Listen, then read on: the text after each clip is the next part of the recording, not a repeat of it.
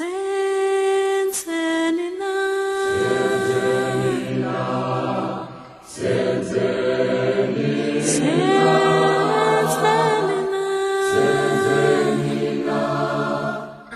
you, as a fellow African, to express my regret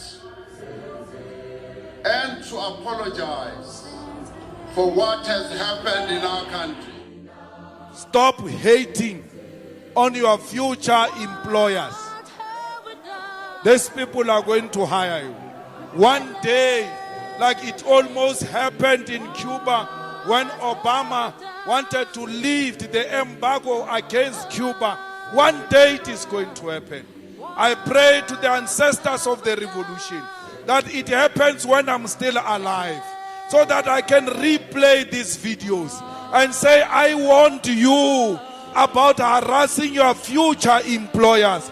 I warned you about exploiting the people who are going to share their land with you, because they've done it before.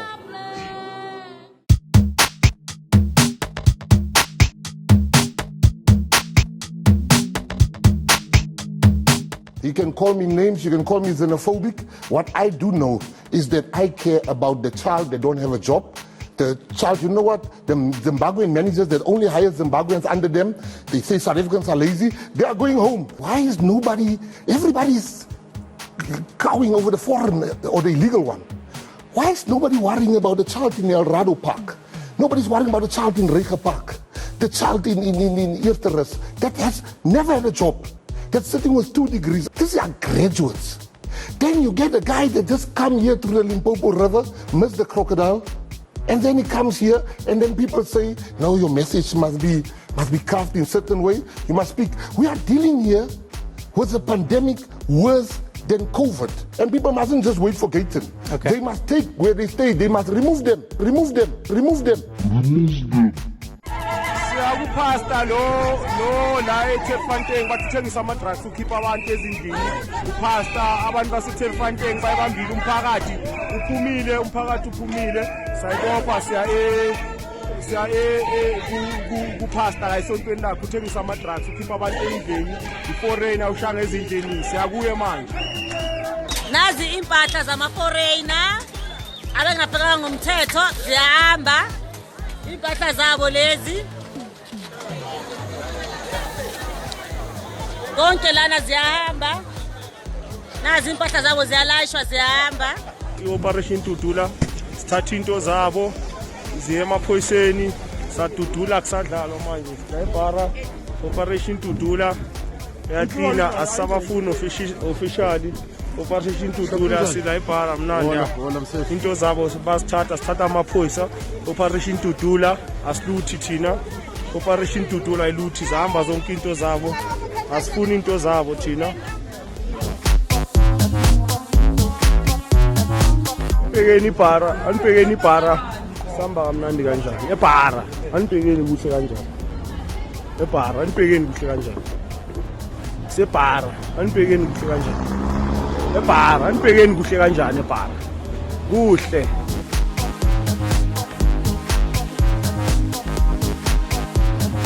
sanibonani bomama ninjani siyaphila nisizwa kanjani njengoba manje senizongena endaweni zenu manje nithengise njengoba mavela abathengisayo nisizwa kanjani siba sishaywa umoya ihlobile kune-space wena mama uzizwa kanjani hayi bona sizobana nebhizinisi ngoba besingenayo angisibe basibulala ngokuthengisa cheap izinto ngoba bona mabakhuphuka baye emakhuphu iyagcwala imali and bathengisa into ezibolile so nina vele asiyibambeni bomama siyibambe iqina ayibambani nje ibambeni izimbokodo nithengise siyabona yala siyabona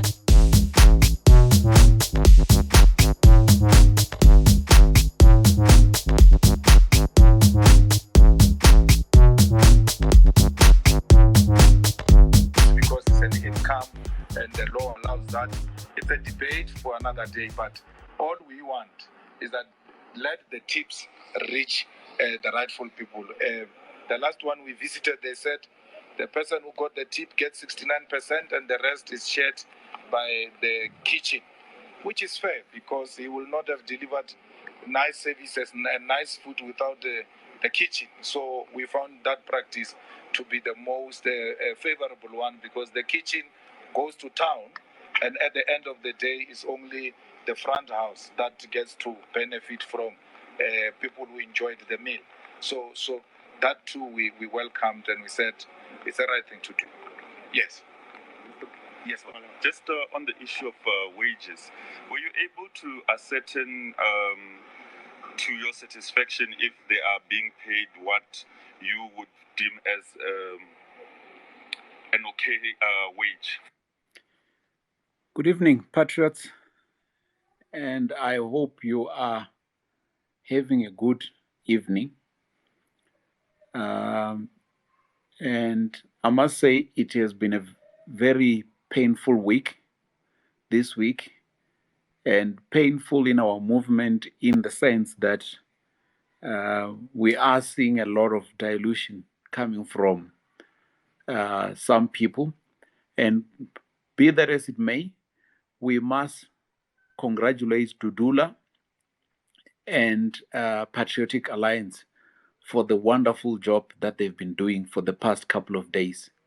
And there's that saying that you beat the snake until, or what do they say? They say you beat the dog until the owner comes out. And the owner, we saw the owner coming out yesterday, and it does shows that what Dudula and Patriotic Alliance have been doing, it's working. And thanks to Put South Africa First, that the message is going through. And I'm getting a lot of reports that even in workplaces, people are beginning to talk about Put South Africa First openly.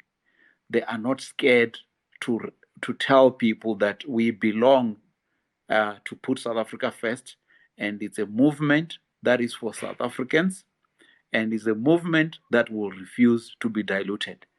Maybe just to give a bit of background as to what has happened over the past couple of weeks or so, months, we have seen that this group has been saying all along that they prioritize all Africans and they want borderless Africa. Fast forward to 2021 elections, voters showed them flames, and after voters showed them that their message is not what South Africans want, they are now trying to find a way to work themselves back into the SA mold. So come the 8th of January this year in Durban, hence you started hearing that, yes, we will be going to restaurants to check how many South Africans are employed, or the message was not about that, it was to check the extent of foreign employment in hospitality industry. Then the question was, who's foreign? Because I believe for all these years or all these months, we were told that no Africa, it's a foreigner in South Africa. So when you tell people that you're going to check, who are you going to check really? Because in your doctrine, all Africans belong to South Africa and they must be here in South Africa. But be that as it may, and the top team or the top leadership in that organization did what they were told. Come Monday or Tuesday, they went to hospitality industry. We saw the reports on Monday about one shop in Manganlani where there were 38 workers and only 8 were South Africans. And there was a clip in there of that organization saying to the management that we want 90%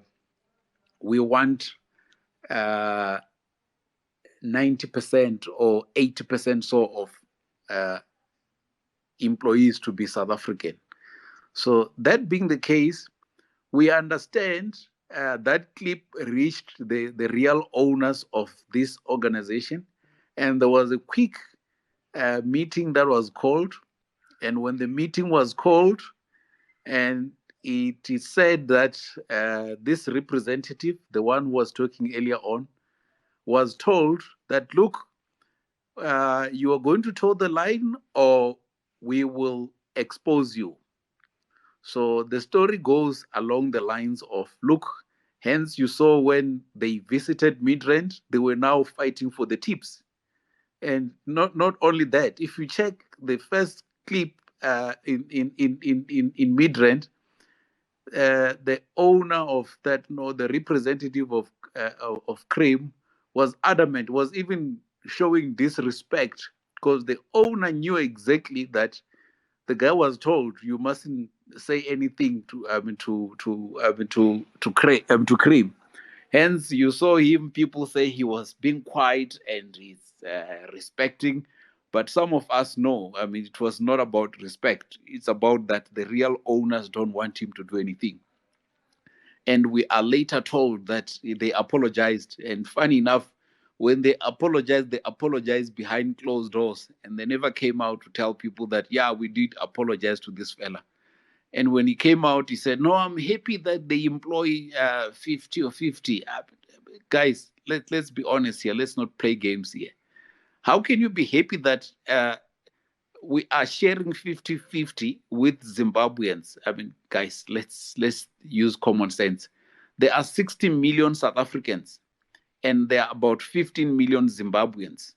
So you're telling me that you are happy that we are now sharing 50-50? That's Zimbabwe gets 50% of employment, and South Africans also get 50% of employment in their country. So I'm sorry, but that's madness if you ask me. Be that as it may, hence you now saw that the talk was now that we are now fighting for the tips. Where else? And if there's anyone here who's on the Put South Africa First movement who's fighting for the tips, for the employee, for hospitality industry workers, I'm sorry, you're at the wrong place. Here we don't fight for the tips. We fight for economic activity by all South Africans. And when we say all, we mean 100% as per the law of the country. We are not saying we want 98 or 99%. We're saying 100% employment of South Africans, or participation by South Africans as articulated by our laws. So we are not going to go to the shops, or we are not going to all these areas just to be there so we can fight for the tips. No, we are not being reduced for that.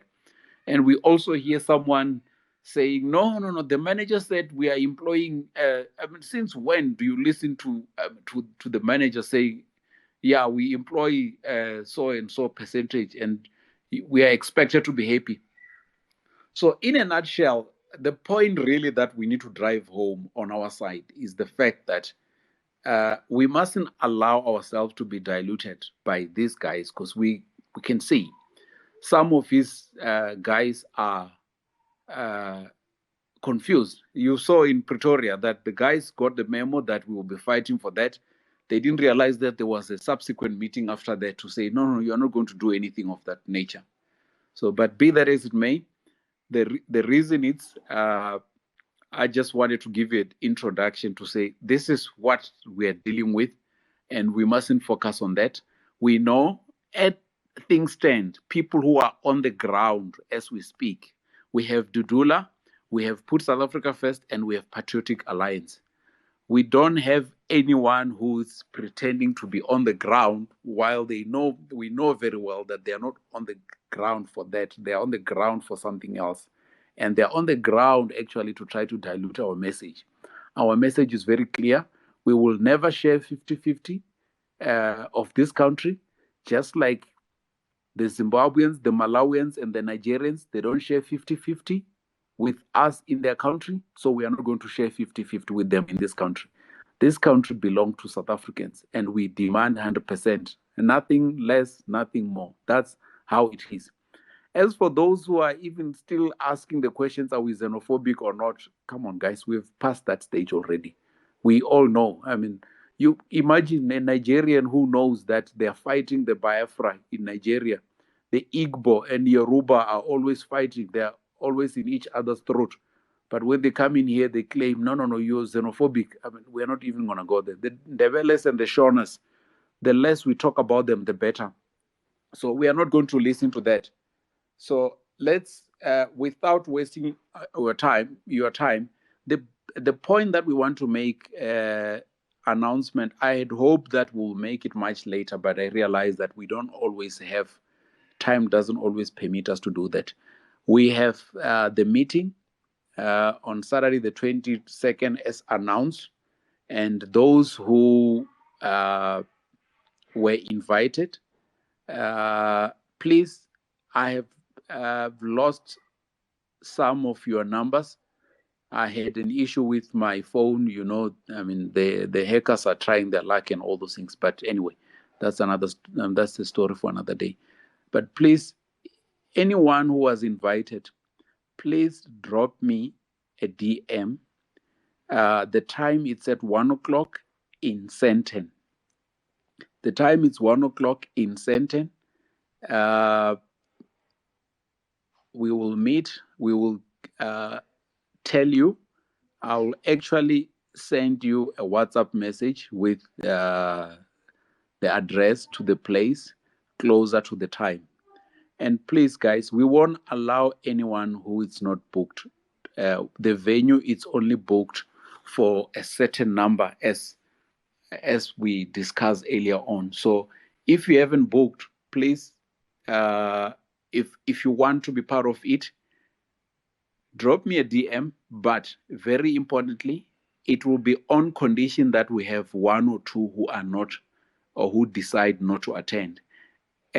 As things stands right now, we have got the number, and we don't have unlimited space. We only have space for a certain number. So if there's still anyone who has been part of Put South Africa First for some time and wants to join us, please drop me a DM. But I can't promise that we'll be able to accommodate you. As things stand, the place is full, but we may have, we always have unforeseen circumstances where one person says, I'm not able to join you guys for one, two, or for one or the other reason. So in that case, we will happily contact you to fill the space. And it's only for the committed Patriots. And we are not on Saturday going to go door to door or anything of that sort. Those who were invited, they know themselves, they know what the meeting is all about. So please, if there's anyone who wants to be part of us, you may drop me a DM, please. Without wasting your time, what other announcement? About people who are writing messages on Twitter, discrediting each other and all those things. We are not part of that, guys. As things stand now, we know collectively, all of us, we are united. But obviously, we can't unite with people who don't want to be united. So if you are not united, please don't start a Twitter war or anything. We won't get involved in that. And please don't feel you are offended if some of the Patriots block you, because it's clear the movement has made a decision that we are not going to entertain anything that creates division within the movement. So the reason for the space today was mainly for a couple of those things. But if people want to come on board and say one or two things, you are more than welcome to do that. But we won't run until 10 or 11, guys. The meeting for us mainly, what is important is the strategic meeting on Saturday, and it's for those who are invited to attend, and make sure that by the way, on a lighter note, please, when you do come hungry. For those who are invited, don't come and tell us that you are full. You've already eaten. So all of that will be provided. Thanks, guys. Let me give Elmo a chance, and Ntombi, and then we'll have power raise after that. Good evening, Mangalani, our host, co-host Ntombeni, Patriots and other guests who are on the space, I greet you in the name of our beloved country, South Africa.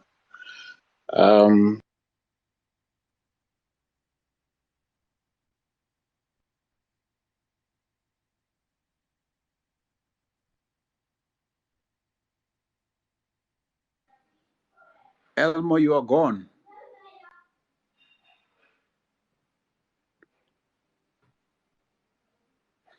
Ntombi, can you hear me? Ntombi? Oh, it looks I can hear you, Mangalani. I think they are the ones who are disconnected. Power raise, shoot, and then when they come on board again, we'll allow them a chance to speak. Shoot, power raise. Good evening, all compatriots. For me, it's just to say that I think, firstly, congratulations to us, Shaileni Zandla, because we are making waves. I never thought when I started to engage on hashtag Put South Africa First, what you would get this far. If anyone tries to recall what was happening before lockdown, the year before lockdown, when we were still, retweeting and coming across with different ideas about how the direction of this country. We were an island. Everyone was against what we were saying. They didn't understand, and we were called all types of names. Yesterday, when I saw the IFP that was advancing, I believe it was a private member's bill, I said, oh, wow, here comes another Put South Africa First party somewhere along the line. So if you look at the impact that we've made, I think we must constantly be encouraging each other as compatriots. We fight other than just fighting on the ground. We are always constantly being questioned, being asked questions about, why are we standing? Why are we taking the stance that we have taken? It's very fundamentally solid what we've taken. It is a fact that there are things called countries. We must understand that. That's why we carry IDs. That's why we carry passports. We pay tax. We vote. We are citizens of this country. For people to come in who try and ride on this wave of trying to seem to want to help South Africans when they are actually working against them disgusts me, actually. When you actually hear them. I wrote a tweet yesterday, Mangalani, and I was saying, for me, some of these things that are being advanced by certain political parties, I think some people must be investigated. By these countries, I was reading another tweet where someone posted, I believe Sweden was paying another country in Africa to take asylum seekers. I think the USA is paying Uganda to take asylum seekers. There are countries who are actually paying certain politicians in other countries to dispose of their own problems. So I think it is not within consideration that perhaps we are facing a situation whereby certain political leaders are actually taking money. We have to consider that they're actually being paid. And when we approach their outlook and the policies that they advance, amongst those things, we must actually consider that they might be people who are taking money. And I'm talking good money. I kind of draw these scenarios in my mind, and I say, how much would it cost governments who have got millions of people in South Africa to take them back? How much would they be spending on law enforcement if they can't give those people jobs? Potential loss of political office if those people vote against them. Someone might be willing to pay good money for politicians in South Africa to just say, Africa is one. We are all here. We are offering you 50% of the jobs. We'll take the other 50, and we see other people agreeing to that. The reason that I'm even saying something like that is, sometimes you think someone is stupid, and then you say, no, man, but this person is not stupid. This person can think. Why would we allow people from other countries to have two countries while we have one? We are not allowed the same level of access into their countries. They are allowed super access into our countries. So that doesn't make sense. To me, that's mix of inconsistency and payment. I was listening to an interview Gaten Mackenzie by Uchahan Ramkisun. Not sure if that's the correct surname, Ramkisun or something. Is it ENCA? And Shahan said a statement that shocked me. He said, nowhere in the Constitution does it say South Africans must be put first, I think. Or he said there's no way it says South Africans must be employed first. And I said, but this is South Africa. What joy do you get, Shahan, if ever you're seeing unemployed South Africans? Does it make you feel good that you are saying foreigners are getting paid? What part of your heart rejoices and says, oh, you know what, we are such a good country. Look at these poor Zimbabweans and other nationalities, maybe not even only from Africa, but from outside, who are employing them, when our own South Africans are not employed. We have got the highest youth unemployment rate in the world. We've got amongst the highest unemployment rates in the world. What compassion are we having if we are going to allow the people, the sons of the people who fought for this country, cannot get jobs, and we're okay with that? We are fine with that. Why are we fine? Because we've got other people who are foreigners. Sometimes I think some of these people in the media, maybe they read from some script and, they join these liberal organizations and globalist organizations that just keep saying, the more foreigners you have, it's good. Your economy is going to grow. That's standard economics. And they fail to see that there's people on the ground who are suffering. We have got, this story, I will repeat it again. I was listening to a woman who was talking about, she was in Krugersdorp, I believe, where she said SARS was offering people jobs, but a few jobs, a handful of jobs. And the lines were just crazy. And then she said she looked across the road and she saw the people lining up at the post office for 350. And I said to myself, what politician can come and say it's okay if all these South Africans line up for 350 while other people from other countries are getting more than their 2,000, 3,000, 4,000, 5,000 rand a month? Why would you hate your own people?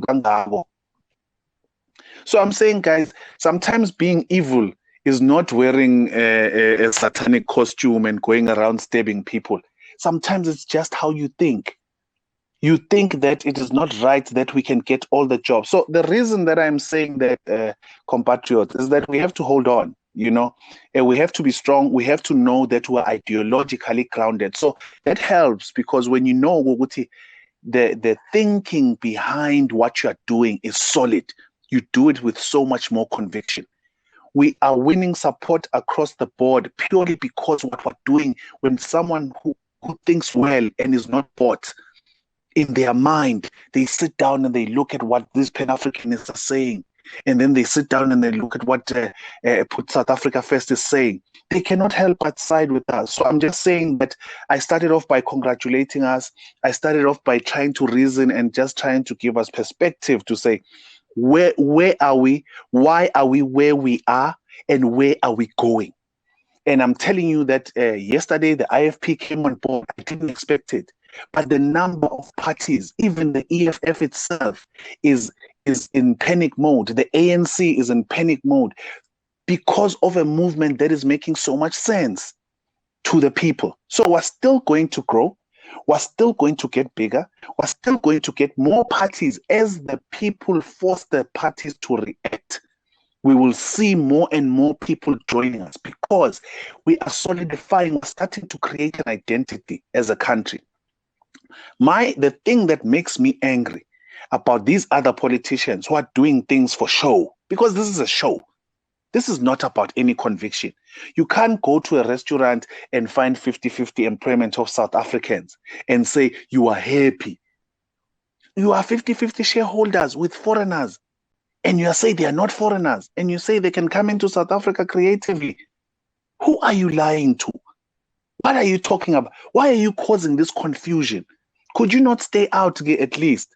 Because right now you are seeing that the heat is about us correcting the country. It is about us giving the people that should be employed, the real people of South Africa who should be getting employed. Now you want to be in there and muddy the waters for political gain. We have to start thinking that, something is not right here. I have a problem with parties that preach that, whoa, hang on. Guys, don't fight for jobs. Allow these other people from other countries, be 50-50 partners with them. Don't aspire for cleaning jobs and gardening jobs and whatnot, because you will get the land. You will own the banks. You will own the mines. Like where else? So you are muddying the waters. You are promising people that things that might take a long time. What will they do in the meanwhile? They're going to be getting those 350s while we are sitting here in South Africa with other countries having outsourced their problems to us. So those are the issues, compatriots. But just to say, we are doing a great job. We're making an impact. All these so-called thinkers who came, who were telling us that we are flawed, we are xenophobic, slowly they are being forced to change. And I think let's just keep on going on, compatriots. Mangalani, thank you. Thank you to all the compatriots who are working tirelessly on the ground, who are promoting the movement online. A lot of the work that we're doing and we're winning at is the battle of minds.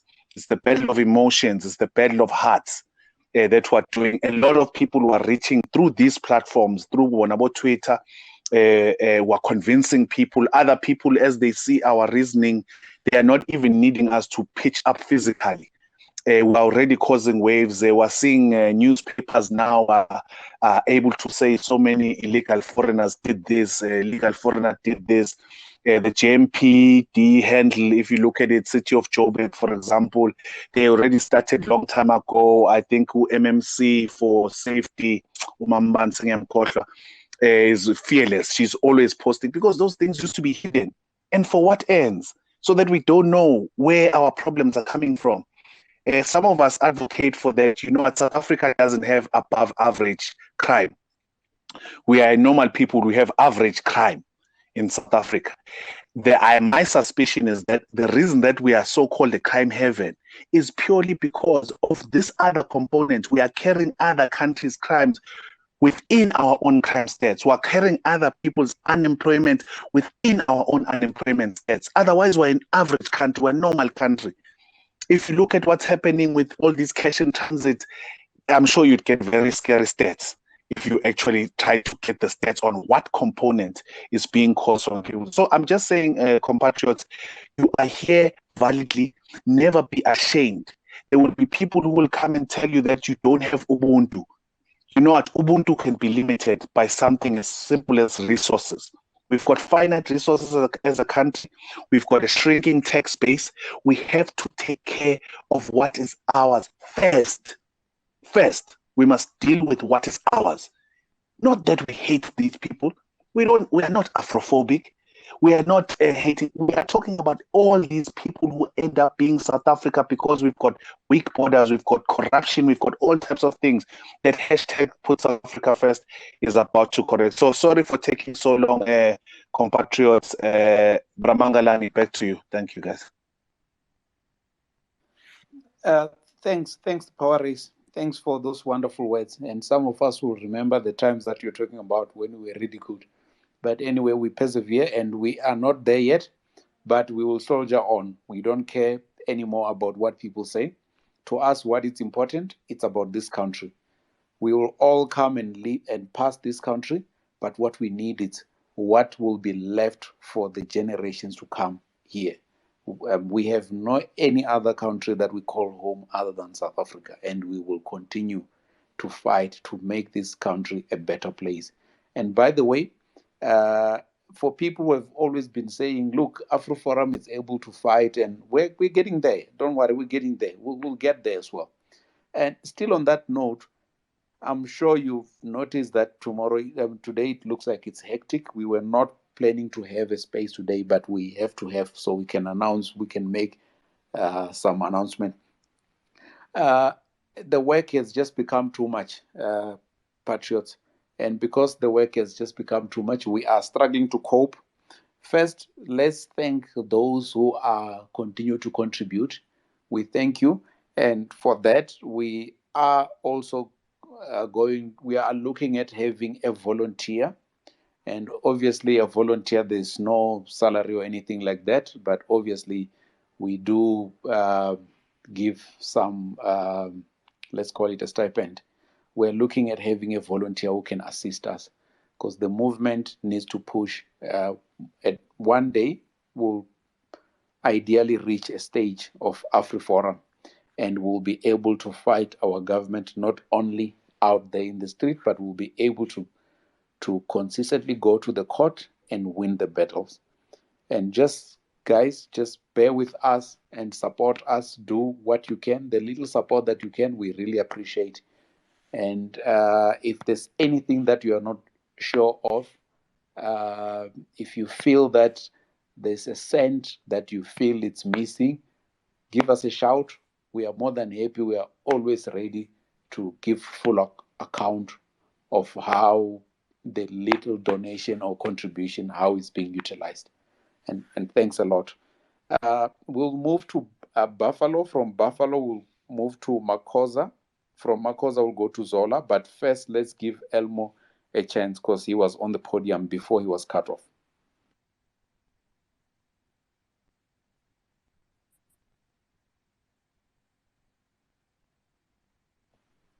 Elmo? Oh, you're struggling today. Okay, Buffalo, the mic is yours.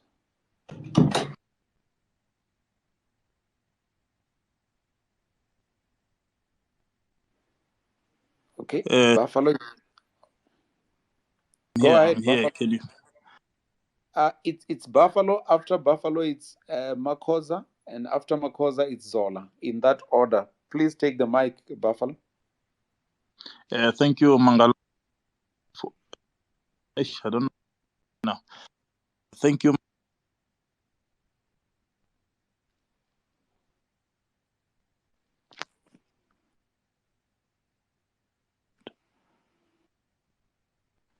What's happening with your network, Buffalo? What's happening? Maybe that's. No, you keep cutting.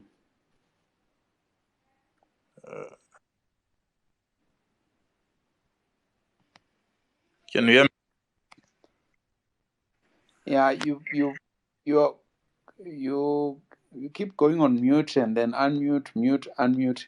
So maybe if you don't mind, just drop off and then come back again. We'll accept you. We recognize that you were on the podium. Makosa, the mic is yours. Thank you, Mangalani.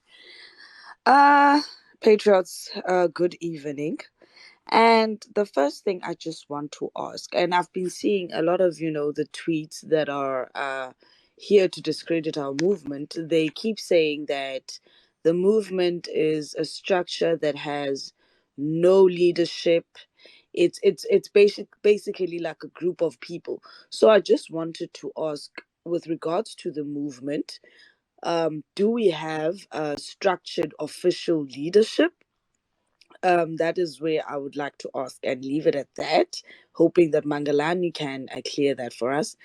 And I think we all knew what the leader of the cult was going to say after he visited those restaurants. We knew. This man said that he wanted 60-40. He comes back and he's impressed with 50-50. I don't think we should worry ourselves with EFF members. They don't know. They don't know what tomorrow their leader is going to be saying, Shem. They really don't know. I mean, I, I don't even, I think even flops would feel bad to be compared to Julius Malema. I don't know what he is at this point in time. Fickle minded. But it is also saddening, but it's also quite exciting that we're having people who are trying to hijack the movement, because it means that it's good. It means that South Africans are relating to it. And we also should be very careful of, I think, attaching ourselves to political parties. We can give support in the name of supporting South Africans, but as far as associating and with these public figures, I think that might get us in a bit of hot water, because these people tend to be populists, and these people tend to do things for money. And if you love South Africa, you won't do it for money. If you're a patriot, there's no amount of money that can bribe you. Moving along, I just want to say congratulations, Patriots. We've done a very good job. I know I've recently joined the movement. I even downloaded Twitter so that I can have the movement. I've never had Twitter before. However, I want to say that I really hope that this movement can expand, come to places like Cape Town. I really, really, really want this movement to expand, because here in Cape Town, there's a place called Parklands, and I'm sure most of us know of Parklands. Nigerians have infiltrated Parklands. The value of those houses are depreciating to a point where even your teachers and your nurses can afford housing in Parklands. Everywhere these people choose to occupy, it becomes dirty. There is crime. You walk at Belleville, you are literally offered drugs. As a student, you're just walking. You are literally offered drugs. You walk the streets of town, you can see what drugs have done to Black and colored people in the Western Cape. They are just finished. You know, it is just so saddening. That's why we need about Dudula, about put South Africans first to to grow and expand to other provinces. And I was speaking to Patriot JJ. He's actually here on the space. I was speaking to him and I was like, I hope that this can actually go to the Eastern Cape as well, because that's where I'm from originally. We need this movement to grow, because this is a national crisis that we are having. It is not just happening in Joburg. It's bad everywhere. We can't breathe. We are suffocating as South Africans. And I am starting to also, as I think it was, yes, the power race who said now, news are actually starting to say illegal immigrants, Zimbabweans. We actually appreciate that, so that we as South Africans can know who is causing problems in our country. We are not saying that South Africans don't commit crime, but it's worse when you come here as an asylum seeker and then you end up a drug dealer. And to those who call us xenophobic, I always say this thing: xenophobia is my order of the day. Because guess what? If standing for my country and advocating for the laws of this country to be adhered to makes me a xenophobe, then I'm a proud xenophobe. And I'd just like to pose the question to anyone who's perhaps here thinking that we're xenophobic. If we are a xenophobic country, why are we having a crisis with illegal immigration? Why are people fighting to stay in South Africa? Why are we having Abo Simba Chitando taking our government to court if we are xenophobic? Why are people not trying to leave this country? Why are they trying so hard to stay in a xenophobic country? Anyways, Patriots, have a good evening, and well done, and continue, soldier on. Thank you. Makosa, before you leave the platform, can I just try answer some of your questions that you asked? Then if you are happy or if you are content with the answers, you will let me know. If I get it wrong, just let me know. The first question that you asked was, do we have a structure? And that has been answered. I remember there was one of our, when I said one of Put South Africa First leaders or members, Galela, answered that many weeks ago in one of the spaces, but I'm happy to repeat what she said, which was spot on. We have about between 5 and 6 Put South Africa First NPOs. And all of those NPOs have members. In some cases, you have a member who is in more than one Put South Africa First movement. And as to the question of whether we have one central command, the answer is we don't have one central command, and that needs to be understood in context. That the reason being, it was identified earlier on that if you have one central command, it's easy for those people, the people that I'm talking about, to bribe themselves into the movement to a point where they can change the core message of the movement.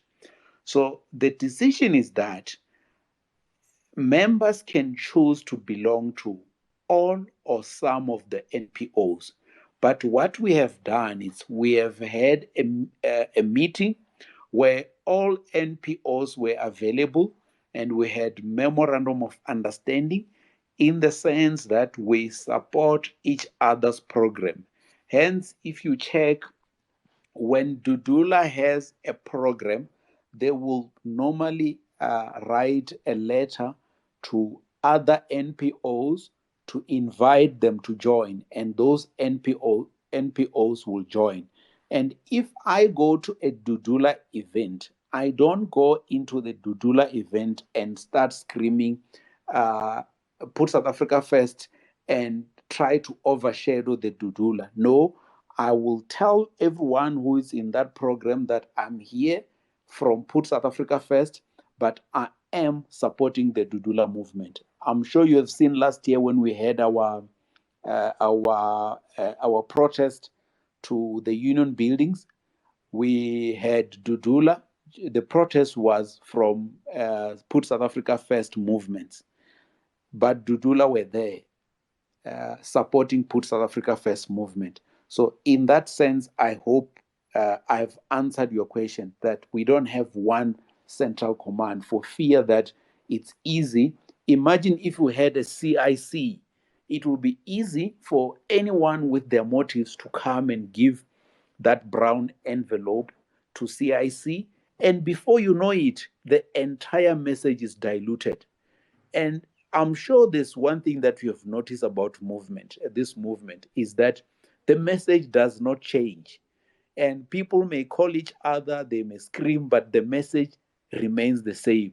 They all scream, or we all scream, 100% employment of South Africans. We don't come and say 60% is acceptable. No, it's non-negotiable. The issue around spaza shops, we are all clear. We don't want a single foreign-owned spaza shop in our townships. The message is able to be maintained simply because we don't have that structure. If we had that structure, you will have some of us going to Addis Ababa, and when we come back, we'll come back and talk in folk tongues, because I can't understand why, as a leader, you will go to Addis Ababa and come back with the same motive. If I go to Lagos, when I come back, or if I go to Harare, I meet Maponga and who's that other guy, the Rutendo, and when I come back, you can be sure that the message would have changed. But if we have multiple or decentralized model, it's not easy, or it's almost impossible to do that. It's almost impossible for the movement to be bought. Have I answered your question? As to the last one about Western Cape, or about being nationally, yes, Makosa, that's one thing that I've noticed. We are really lacking, but we are trying. Just as you were on the podium, I received a DM from someone in Western Cape saying, guys, it looks like Western Cape is being neglected. And the other one just proved the point by sending another DM that shows that there are people here who have never heard of Put South Africa First. And by my own count, I've already received almost between 10 and 20 messages from people in the Western Cape saying, guys, it looks like you guys are leaving us behind. And it's not our intention. We will look at a way. In fact, the plan was this earlier this year, there was some activity that was planned to happen in the Western Cape, and we were hoping to have one of our representatives to join you guys in there and make sure that we launch properly in Western Cape, because we understand that the problems that you are having are exactly the same problems that guys in Joburg, guys in Mafikeng, and guys in Musina are having. We are all, or guys in Emelo, we are all having the same problems. And we are working hard, guys. Please just bear with us. Makosa, have I answered your questions? Yes, you have, Mangalani. And the president will be speaking in Feb. I think he will be speaking in Cape Town. So I think that perhaps it would be good for Patriots in the Western Cape to show face there with our banners and so forth. But you have answered my question to my satisfaction. Thank you very much, Patriots. You are welcome, Makosa. And we hope, and now that you've raised the Cape Town issue, we hope when people do come, because I'm almost certain that when the president does his sauna, we will have a representative. And please show your face and come, and you will be the one leading us in Cape Town. Thanks, Makosa. Elmo, is there anything that you want to say before we go to Buffalo and Zola? Yes, leader, are you hearing me? Am I audible now? You are loud and clear, leader. Oh, thank you. I was having techno stress with this app on both devices, but now it's stable. What I'd like to say, leader, is that this week, I'm sure people are aware that, there are underground sabotage, I'll put it in inverted commas, insurgency attempts amongst the country, just that they are not being sensationalized or published in the media. So there's currently one in Egoroleni. It first started with the electricity, I think barely a week when the Democratic Alliance was elected as the new council of Egoroleni, and then it was Joburg, and then it was Tshwane. So now we were engaging our ward councillor because now it's the water supply issue. And we sensitized him. He's the newly elected councillor from the ones that the Abakosa's committee approved. And we're sensitizing to say, this issue of illegal foreign immigrants. We were reflecting back with him because he was working with Mondi Kumubele. As you know, that this week he was announced to be the new Minister of Intelligence. As we know that Uzi Zikota is compromised in the state capture reports. So we were just elaborating, this issue, infrastructure, and he was advising us to say, I was with the MMCs for infrastructure development. Egoroleni is the economic hub of Gauteng. He went to the direct Transnet, rail network. He went to because there are also national key points here in Gauteng. The pipeline that comes from Durban, carrying the fuel as well as the gases, the methane gas. Yeah, they were just doing their oversight just before they were starting their council. And it was shocking. These things that we were talking about, that, illegal mining, it's rampant here in Egoroleni. Benoni, Germiston, there's also Albertine. He was relaying, to say, this issue that we are having, we are very aware of the issue that Put South Africans First is pushing the movement. And it's something that we ourselves were trying to, establish, because with the previous regime that we've had, It was the Masina regime. Everybody knows it was RET. The previous as well, there were some RET divisions amongst themselves. And during those 2 terms of those local government elections, community policing forums were deliberately collapsed. They were just sabotaged. They just did not function as they should when in I think this was, when was this period? I think it was in 2016, when, they were targeting that, no, let's have more youth that were going to be groomed as councillors and so forth. After that, reign, everything, as state capture was regaining the country on its grip, CPFs were just collapsed everywhere. So it's just that some of the issue we cannot share it on social media because some of the information that they've gathered through their intelligence is shocking. The whole week as a community, I was just, it's not good. It shows that this country, we've been at war.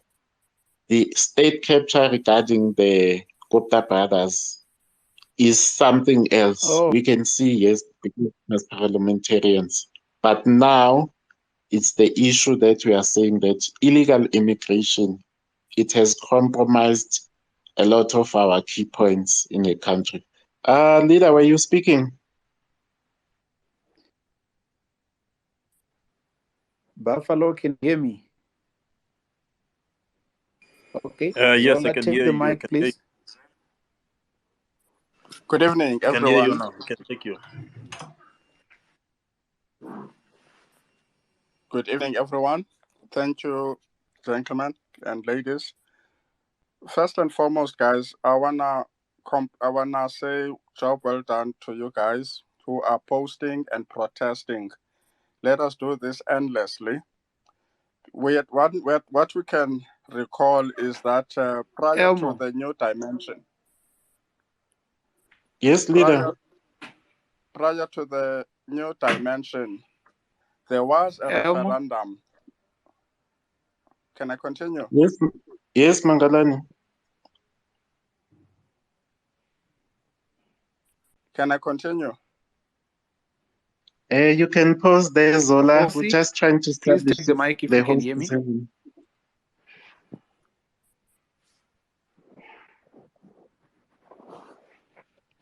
Hosi, please take the mic. Dumelang bagolo. A le tsogile ke tsaya gore lotlhe le siame. Ke rata go le akgola Hosi. mo tirong e ntle le dirileng. E ntse le dira. Yes, sir. Hello. Hello. Mangalani, can you hear us? Mangalani, can you hear us? We all were hearing you. Zola was audible. Hosi is audible. Can you hear us?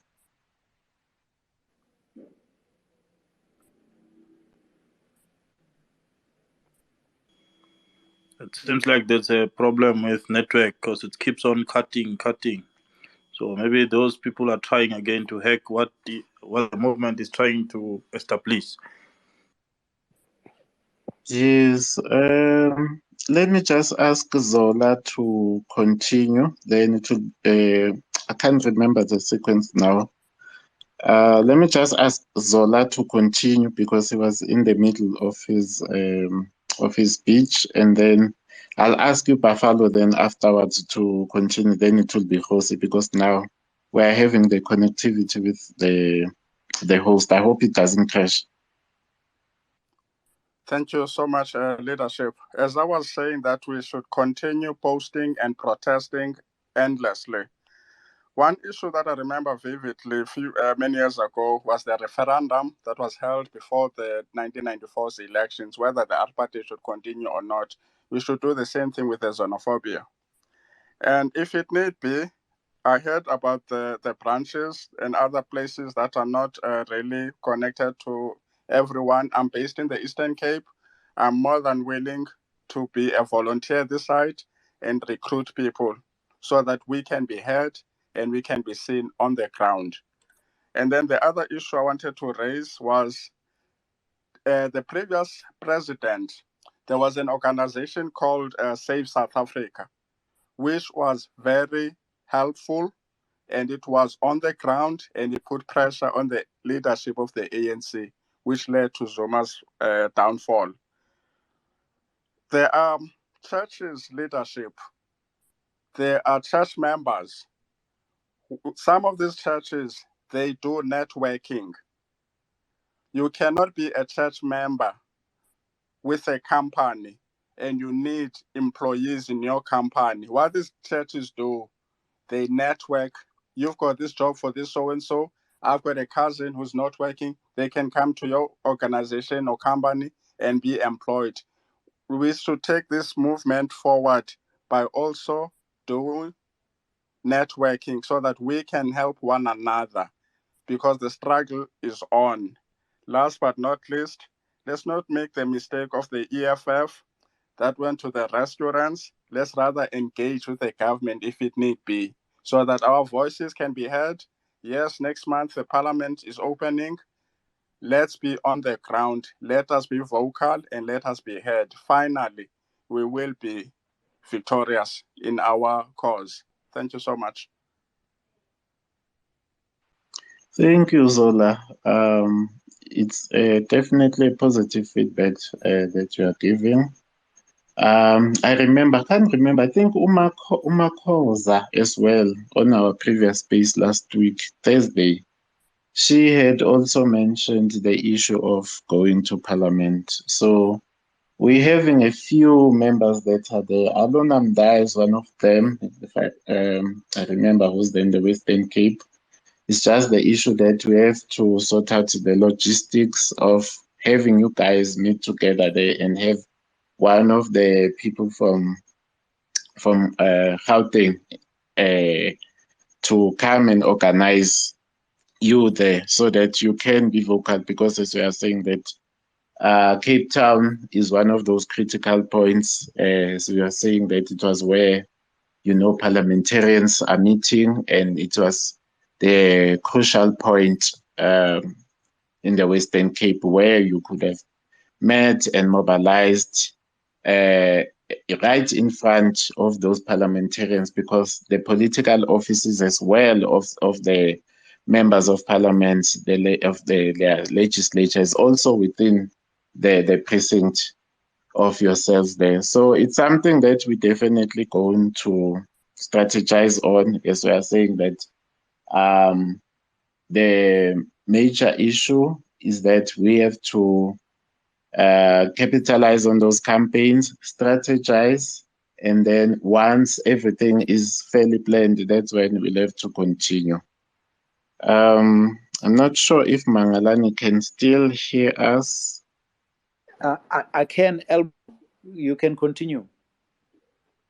All right. I'm not sure if between Buffalo and Jose, who was the subsequent speaker, because More Africa as well logged off. So if you can just raise your hand, who's the next speaker that is supposed to come, and then you can take the mic. Okay, Buffalo, you can go ahead.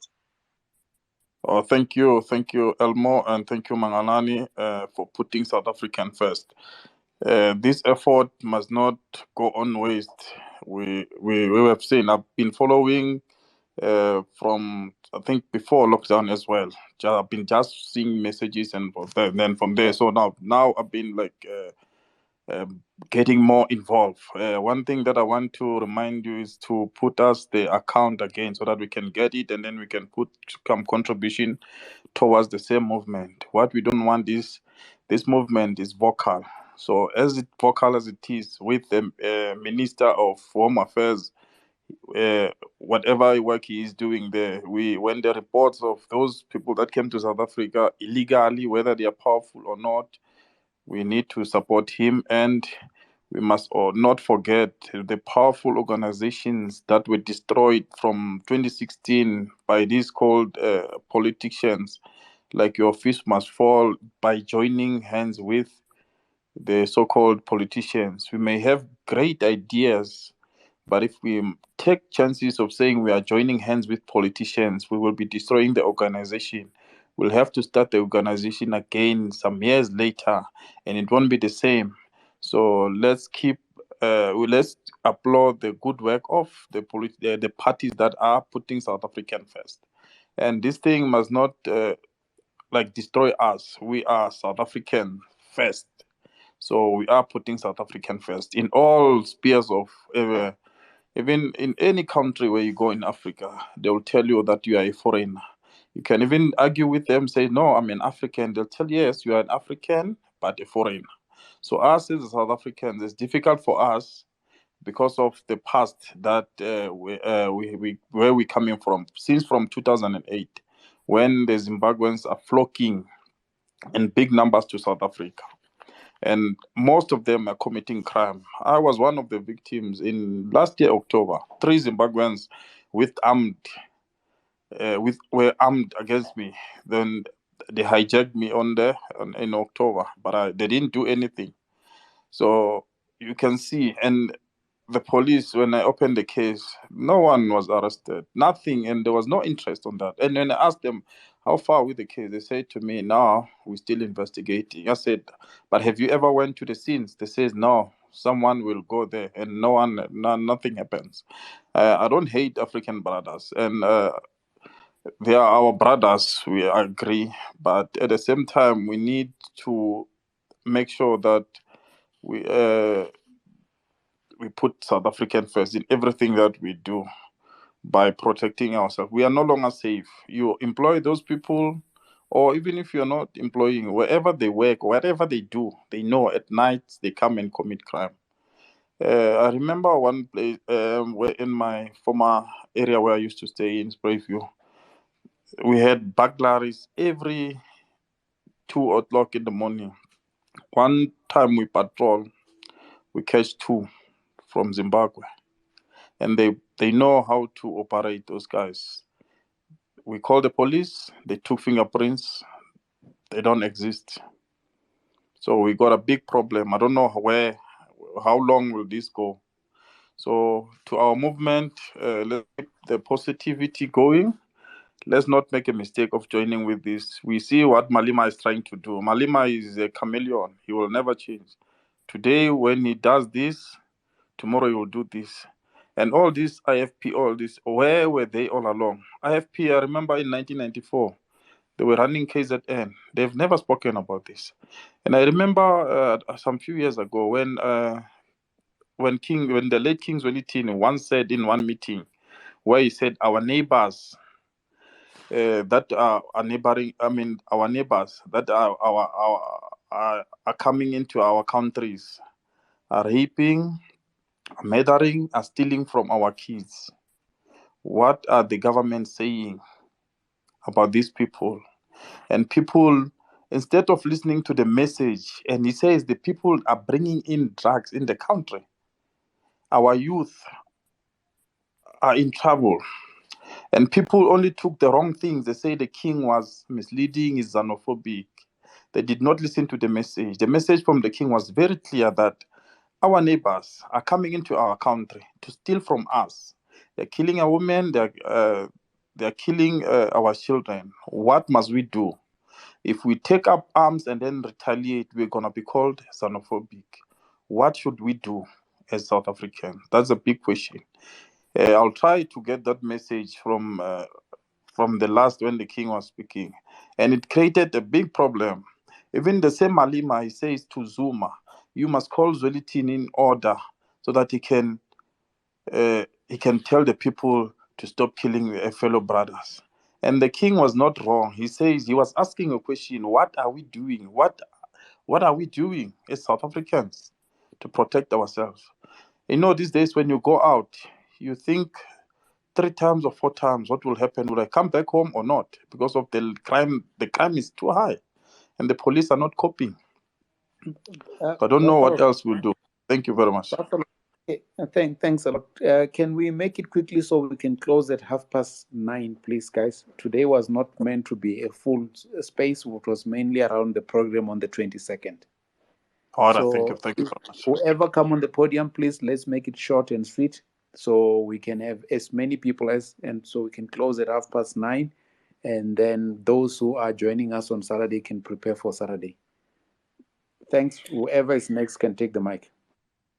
Go latela nna moeteledipele ke lebogela tšhono nka setse sebaka ke ne ke re ke a re gore o itse go botlhokwa gore morago ga se re feditse ka kgang ya illegal immigration le botlhokatiro mo nageng ya rona, go botlhokwa gore ano re simolola re lebelele ko ditokelong tsa batho. Ke bua ka service delivery ka gore ke ngwana ko Mahikeng, mme ebile ga o leba o tla lemoga gore dilo di tshwana le bo ditsela jalo le jalo ke dilo tse se leng gore e sa le di agilwe ka nako ya ga Mangope, ebile bontsi ba tsone ga ise di baakangwe ga jaana ga re lebile motsesetoropo wa Mafikeng segolobogolo a kere yaanong nka itumelela fa mokgatlho wa rona wa South African First o ka gola wa leka le go leba dikgang tse dingwe tse di tshwanang le ditokelo tsa batho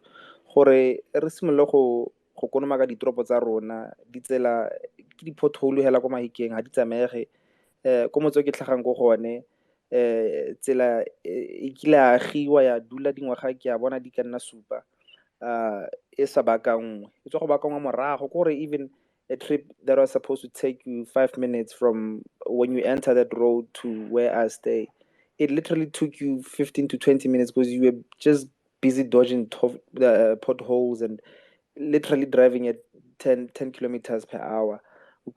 So ke ne ke batla fela go tsenya gore ba gaetsho ka gore e tle go tla nako gore kganye ya batswantle le botlhokatiro e fele ebile e rarabololwe. Jaanong potso ya ka ne le gore anong ga se dilo tseo di rarabolotswe tswelelopele ke eng. Nna ne ke tsitsenya gore re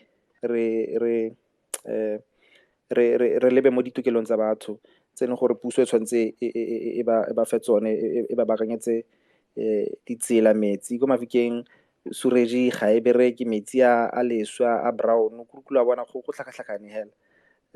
Jaanong nkare mokgatlho sa ntse o na le tiro e ntsi ka gore ga ke lebile yana mo ngwageng tse pedi tse di tlang kganye ya botlhokatiro le batswantle tla be e rarabolotswe, mme morago ga mo ditokelo tsa batho di tla tshwanela ke gore le tsone di tsewe tsia. Re bone netefatsa gore ditoropo tsa rona di nna dintle jaaka ne di ntse ka nako e le pele, le ko dipetlele go nna le tsamaiso e leng gore e lolame, batho ba bona ditshwanelo tsa bone ba di fitlhela le ditokelo tsa bone ba di fitlhelela, ka gore tota go bua nnete hela tsamaiso ya gone anong ya metsesetoropo a rona ke mathata hela. Jaanong ne ke leka go tsenya seo fela bagolo, ke a leboga.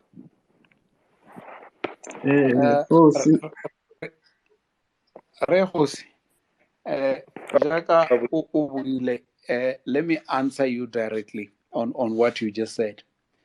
That's precisely what the plan was. If you remember, on our second space, our very second space, we invited a representative from AfriForum. And why did we do that? Because we could see the impact that AfriForum has in their community and what they were able to achieve without actually going out in the streets. So hence we invited him, and the consultant gave us 45 minutes or so, giving us an explanation as to how they set it up and how they went about. So right now, we are focusing on this issue, and you are right. There will come a time, and that time is approaching soon, where all the foreigners will leave, and once they have left, we can then start focusing on issues that you talked about, like service delivery. We know that our people out there in clinics, in clinics, they are getting the shortage of service, and nobody's saying anything. If it was the issue that we're dealing with now, if that was at the top of list for Afrikaners, I can tell you now, it would have taken them 6 months to fix it, because they would have approached the government from all sorts of angles, courts from left, right, and center, bombard government until the government capitalize and do exactly. So we are also following on that, but please understand it does take a little bit of time.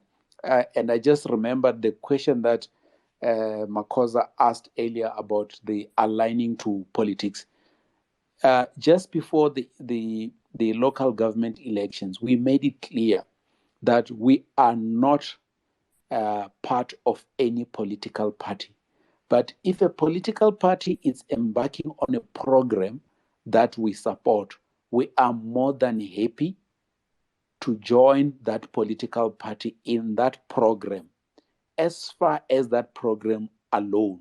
Once the program is complete, we will then move on to other things. We are not, all of us, we are not a member or card-carrying member of a certain party. So we don't come in here and say, please, we want you all to come to this party. No, as a matter of fact, just before elections, we were supporting 4 political parties because those 4 political parties had ideas or they share the same views as us. And that was ATM, Action SA, Republican Conference, and Patriotic Alliance. Those are the 4 political parties that we unashamedly supported because they all believe foreigners must leave this country. Illegal foreigners, it's one of the fundamental issues. And Hosi, I hope your questions are answered.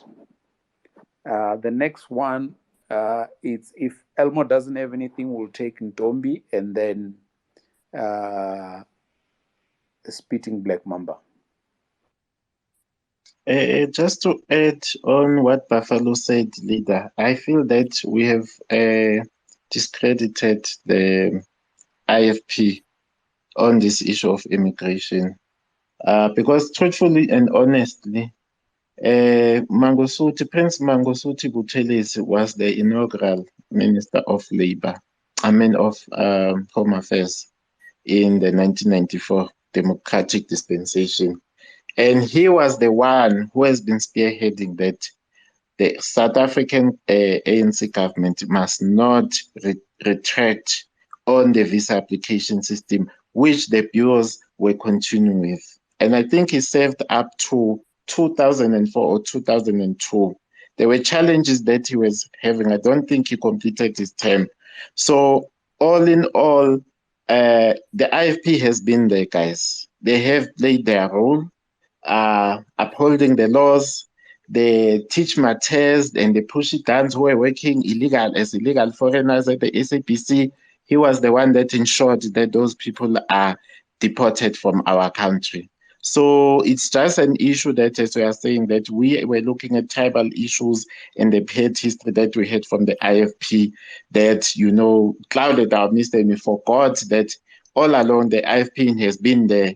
And that issue of the 80-20 employment ratio of South Africans over foreign nationals was taken to them by the very same truck drivers that the EFF, they were failed by the EFF DSG. So the IFP has been there on the issues of immigration, just that, as we are saying, we have not been able to access them directly for engagement on these issues.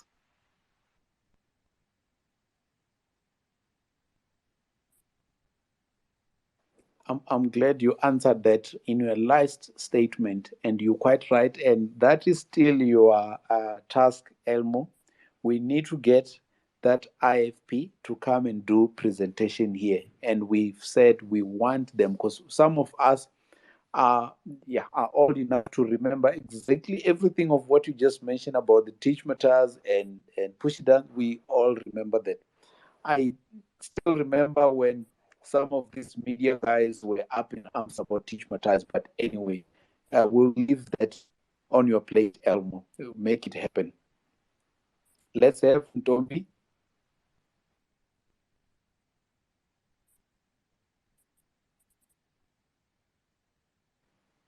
Ntombi, can you hear me? The mic is yours. Okay. Let's have Speaking Mamba and then Ujakalas. Speaking Mamba, take the mic, please. No, thank you. Thank you for the opportunity. And I'd like to congratulate the Patriots. I mean, I am new to the movement, I must confess, but I must also mention that I'm impressed with the level of commitment from patriotic South Africans to make sure that, we achieve what was intended with this movement. But look, I don't want to be long. I'll just mention one or two things. My experience, obviously, one running a business. Um, this thing does not, of employing foreigners, does not, end with impacting, what do you call, unemployed South Africans. It also affects businesses. I've sort of went through an experience, and obviously I'm still going through that experience where I have competition in the manufacturing space where I operate, and the competitor uses wins. Where my guys a day they earn 500 because we're using unskilled labor, 500 rands a day. I decided to send one of my guys, on a recon mission to look for a job at the competitor. That guy's using Malawians, they earning 150 rands a day. And then your economy expects you to compete. That is why it's also difficult for our small businesses, your township economy. It cannot compete with your Somalians and Pakistanis because they employ the same model. I mean, these guys, they sleep in the tuck shops. We know that. So nobody needs to go home. So that on its own, you have your fellow South African running a tuck shop who needs to go home and make sure that homework is done, or if it's the father, if it's the mother, also maybe the homework is done or food is cooked in the family. The family gets ready for the following day, while that Pakistani person doesn't worry about that. So we need to be cognizant of that, such matters. That is one. But closest to my heart, it's uh, funding. Like having a litigation fund. And apologies, Mangali. So I did not even maybe test if I'm audible or not. Spitting Black Mamba, you are audible. And All right. thanks for asking right at the end. Yeah. So what I wanted to emphasize is to say this litigation fund. I know you mentioned that Put South African First movements. There's a number of NPOs, and slowly but surely we'll get to the level of AfriForum. But you know what Moron Ngesi said yesterday about foreigners and quota systems. I thought to myself, this guy does not know the Employment Services Act. I think Mario Kumalo mentioned it, quickly went through the act, and I realized that moron, he's wasting time there. He does not know what he's doing. He's a public servant earning his salary from our taxes, but he's not doing his job. So we cannot leave this matter any further. We need to hold this guy to the court. And it's either we embarrass him or we make sure that he takes action, because he's not doing his job. He's sleeping on the job. He's been paid for a service not rendered. What the salary is earning, he shouldn't be earning. Speaking Cobra, Yes. if we can just ask you to wrap it up, there's just 3 more speakers that we need to take before 9:30, and we just ask them if they can just make it a 2 minutes submission each. Okay, thank you. Let me try to be brief. And then just one last thing, and I'll try to keep it under a minute. It's, can't we really, really consider putting PSAF up on a ballot somehow? Register a political party. Yeah. But thanks for the opportunity.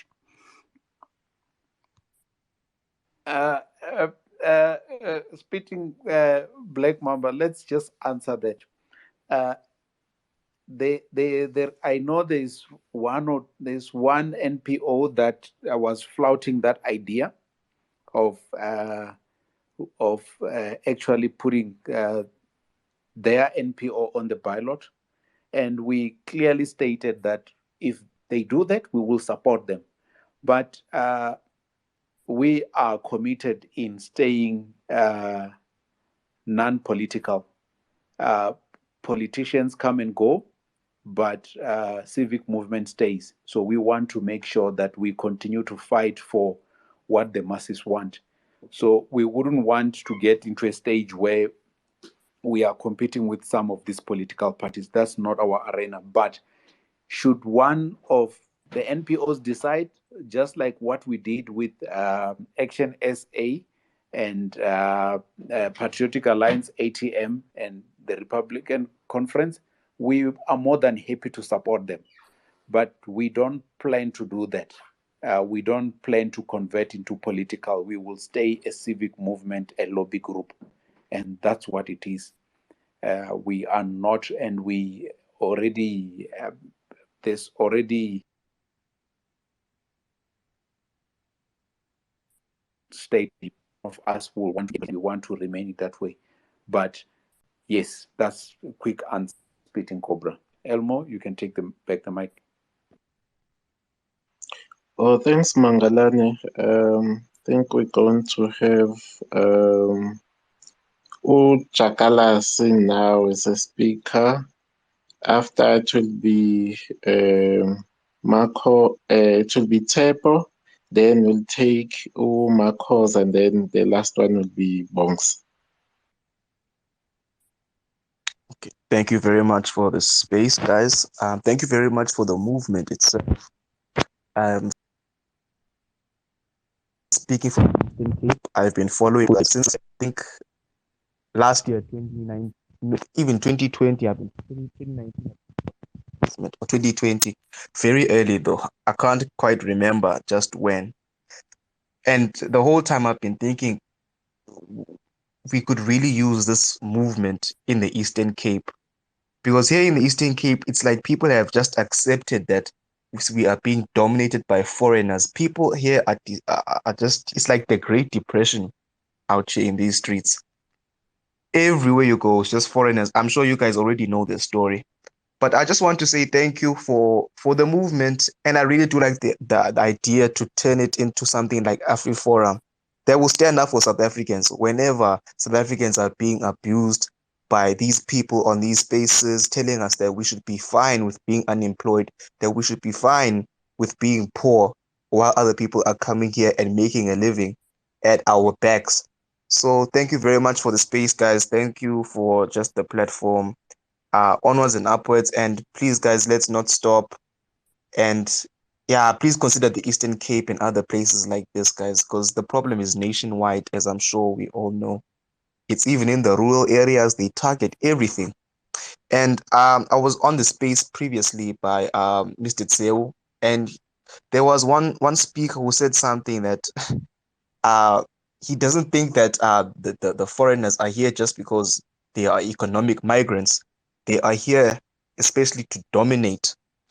And when you look at how they trend, how they do the things that they do, how they operate, it is the only logical conclusion that you can get, because what's a foreigner doing all the way from Bangladesh going to Ilali, Ekude, Ezansi, Komachofimvaba, deep down in the rural areas? What's he doing there? He is the only shopkeeper there, competing with another black person there.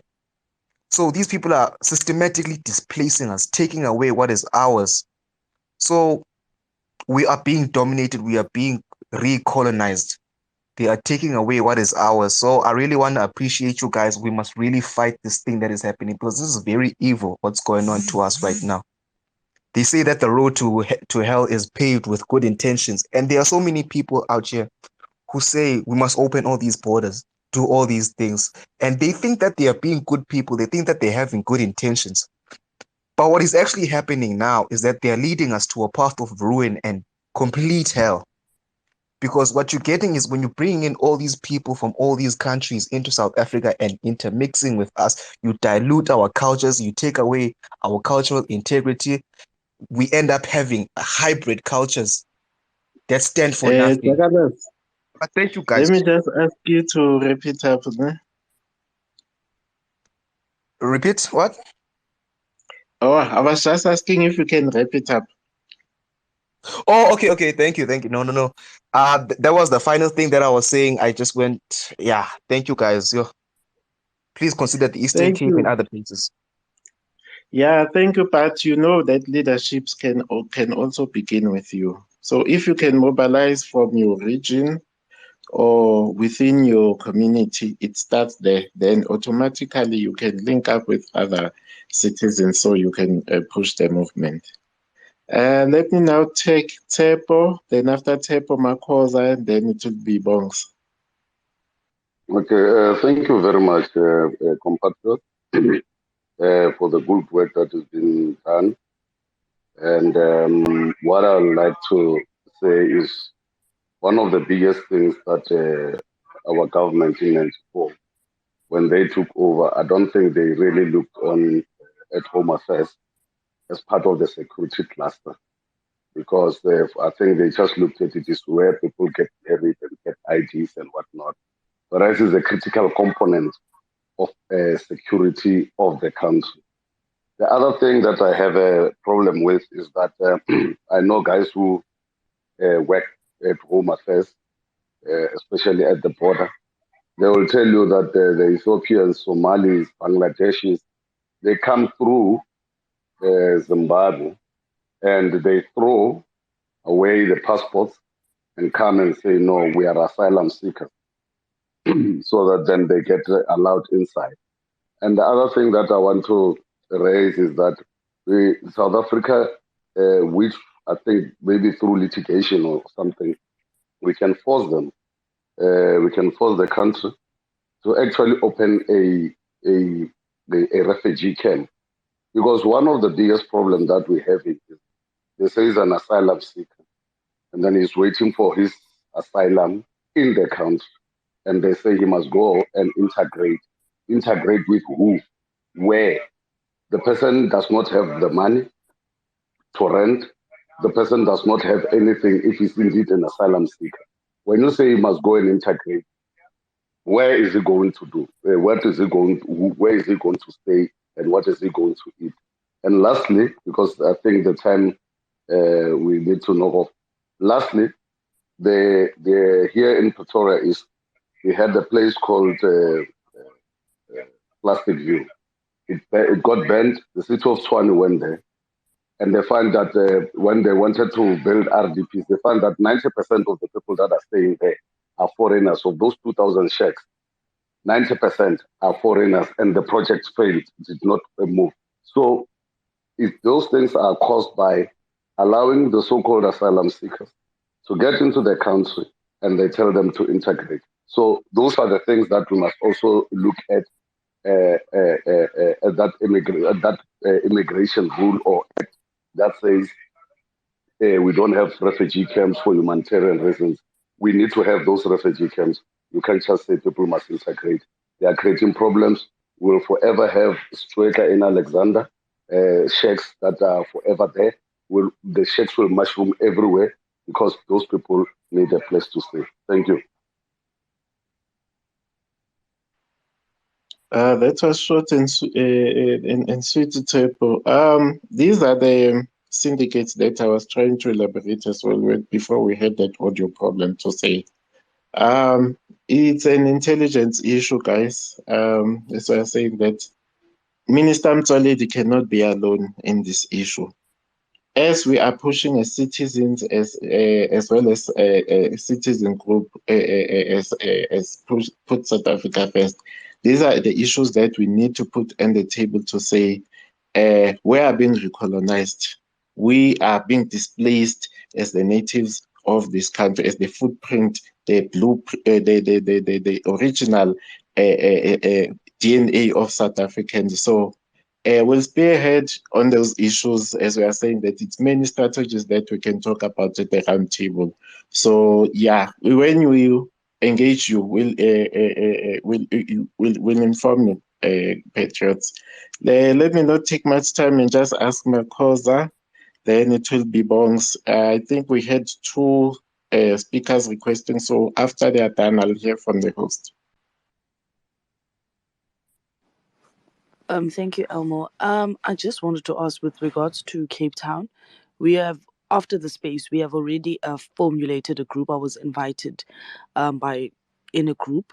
People are based in Stellenbosch, so I just wanted to ask those who have um, access or who are likely to receive like maybe a response from Abo Gayton Mackenzie and maybe I'm not sure about Action SA how big it is here in the Western Cape, but so that they can help us mobilize. Like you said, that if we have a politician that shares our cause, perhaps it is not a bad idea to actually have them reach out and we come there as put South Africans first. So I was wondering if we can get help around that. Thank you. Marcos, I don't think it's an issue as Mangalani has highlighted the initial parties that we pre-engaged before the local government elections.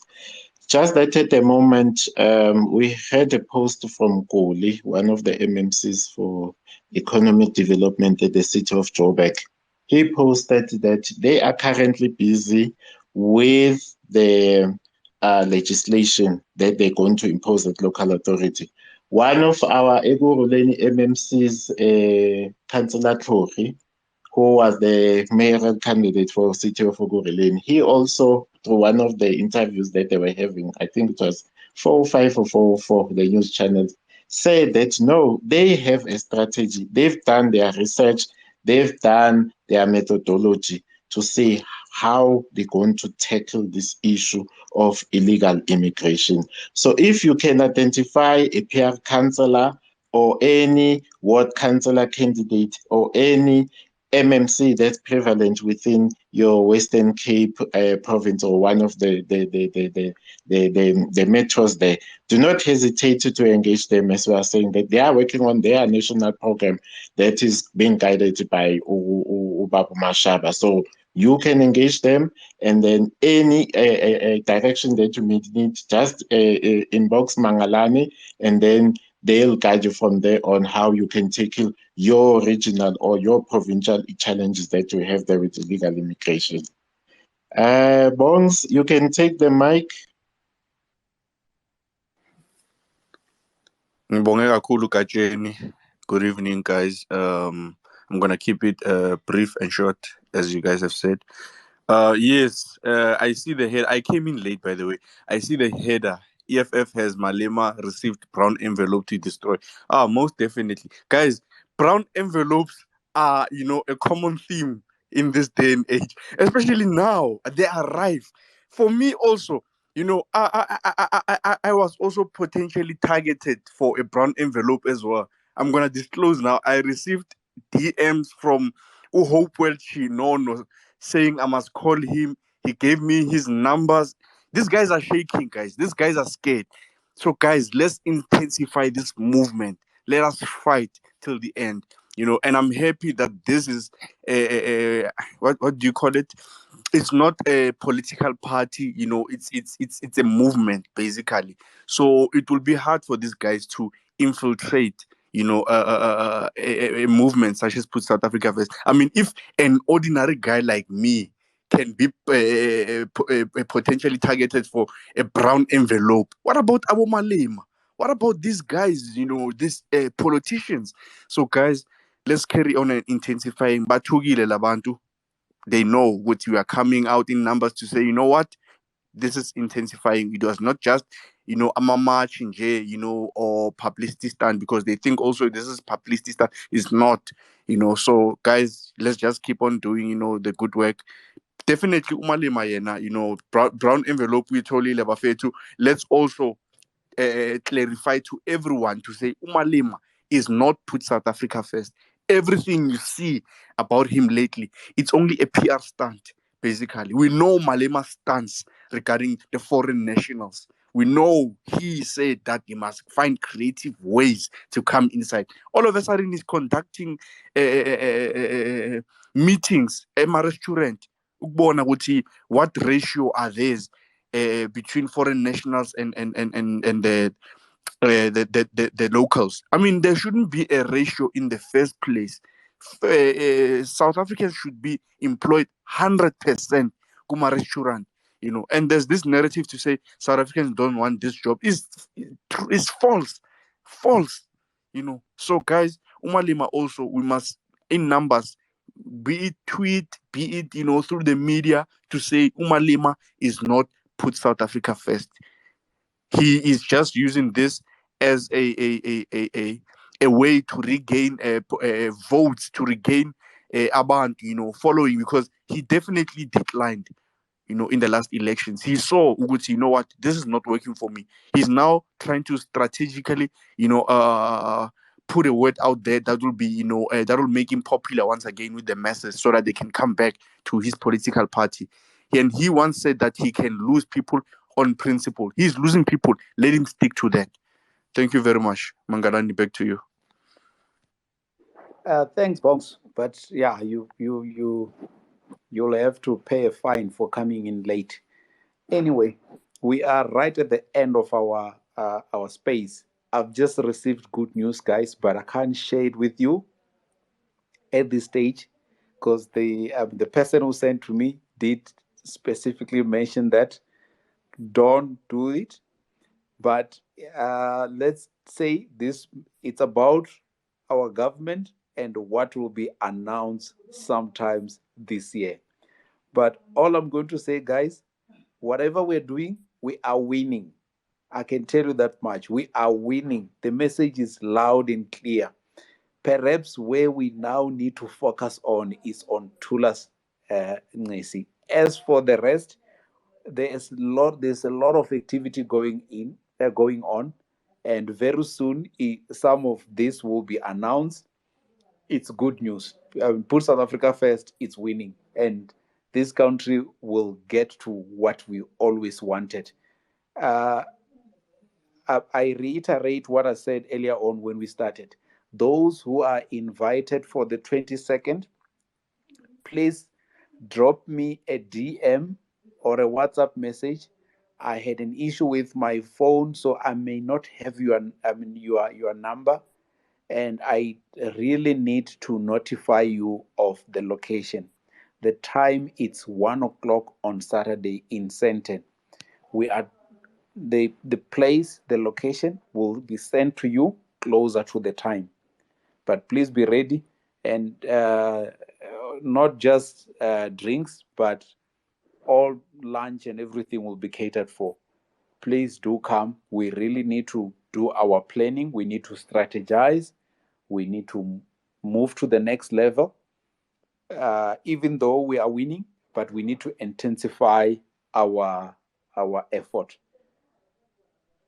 On that note, we are reaching the close of our space, but I see we have usual suspects, people who always contribute in our space. So I'm just going to give each one of those people a minute each. And then after that, we will close our space. So we'll go in this order. It will be Gravit. After Gravit, it will be Africa First. After Africa First, then we have Mielasi, and then finally we have you know who. And please, guys, you only have a minute, and let's follow that. We need to close our space now. It's about time that we close our space, guys. So, Gravit, go for it, please. Evening, Mangalani and everyone. What a time to be alive as a patriot in this country of South Africa. And I'll be very short. I'm trying to time what you said. Mangalani, yes. But anyway, I just want to say something very quick and short. What's happening is, we right now, if you have been a sailor, if you've been in a boat trip before, there are headwinds and tailwinds. Right now, or if you've been in a flight, you've been in a headwind or a tailwind. If you've been in a bicycle, you've been upstream or uphill and downhill. And right now we are downhill. And when we are downhill, you don't have to shove the bicycle. You just let it flow. and take your breath and wait up until the uphill comes. And right now, let politicians fight amongst each other. The media interrogate them, interrogate each other. Right now, it's time for us to sit down and strategize, because right now we are actually reaping the fruits of what we sowed. These are the seasonal fruits that we sowed. However, as soon as politicians get tired or have reaped what they wanted to get out of this, that's where we start to rise. We don't need to exhaust our energy right now. Let the politicians exhaust their energy, because they have unlimited resources coming from people who pay them. So as soon as they get tired, that's where we activate our plans. But right now, we need to now be on the drawing board and plan our action as soon as Malema, Patriotic Alliance, which I like with their moves. However, we need to get to, as soon as these people now, take a break, it's time now we take over. Let them do what they do. We can kind of comment on what they say and what they do, whatever. But our action should be immediately after they take a break. For now, let's not try to compete with what they're doing. Let's just wait for them and do their thing. We take a back step and plan our way. As soon as they take a break, it's time for us to rise again and show us that we're not here as a temporary thing. We're not a temporary thing. We are perennial. We're here to stay. I'm going to stop here for now. Mangalani, thank you. Thank you, Gravity. Thank you. Let's say you are next, and then finally we have you know who.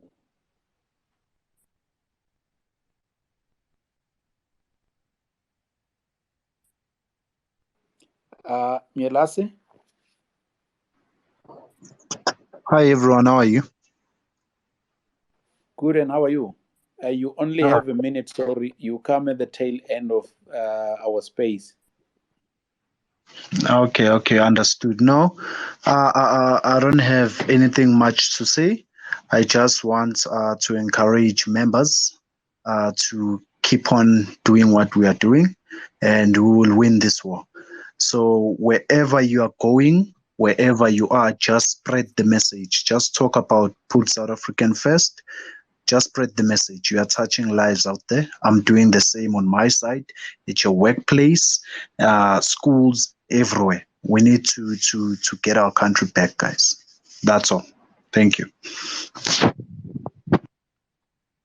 Thank you, Mirase. On that note, we also need to make sure that all these community radio stations or indigenous language radio stations, please, let's call them. The Umhlobo Wenene, the Manganlani, the Ukhozi FM, Motsweding, Lesedi, Parapara, all this. Let's make sure that we call them and make sure that we put pressing the message. The only way we're going to win is if we make sure that the discourse is on everybody else's lips. It's important for our country. Once that is done, we can then start looking at other things when they put South Africa first and we have removed all illegal foreigners. You know what? You know you are. Our last speaker. Please take the mic. Thank you, Mangalani, and good evening, everyone. I have a question though. Mangalani, I'm sure you might have a solution to this. My location, I'm actually not far from an illegal mine. So we have these illegal immigrants that are mining. If you know the N12 on the way to Benoni from Wheatbank, I'm not far from that area. I'm very, very close. So I don't know if there could be anyone who can assist in terms of having to tackle that issue, and maybe we can be able to get to those illegal immigrants that are actually occupying even the squatter camps that the squatter camp that's close by that mine. If there is any assistance, please do DM so that I don't know how we can be able to close that mine, or because they are the Lesotho guys, they are there. I cannot do it on my own. I know I'll be dead by the morning. So please, guys, they are even taking the RDP houses. It's a mess on this side. So if there's anyone who can assist, please, Mangalani, I'm available. Please DM. Thanks. It pains me when you have South Africans talking about issues like that. I keep asking myself, what was this whole thing about? If we're going to have leaders who are not interested in doing things that helps the black masses, because every time when we complain, it's always issues that affect black people, issues that affect other people. They are already sorted and nobody's worrying about them.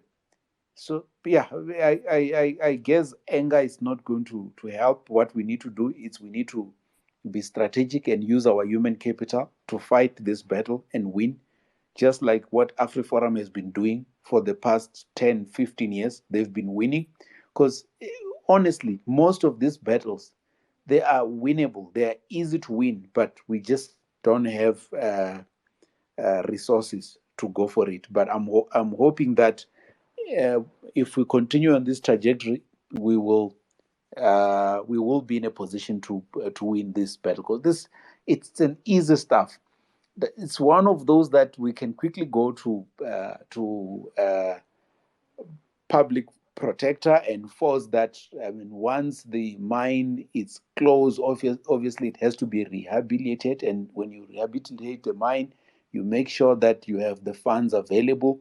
And if the funds are not available, the state can actually sue the mine, and we do that and close the mine and make sure that we have security. That can be difficult. It's easy, but we just don't have people who are interested in fixing community issues.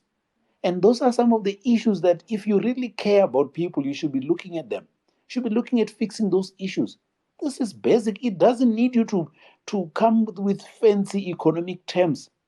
It just needs somebody to do what they're paid to do. You have a minister who hasn't bothered to read the act. That Tulas Nesi guy, it's reinventing the wheel. Why reinvent the wheel when the act already says this is what you need to do?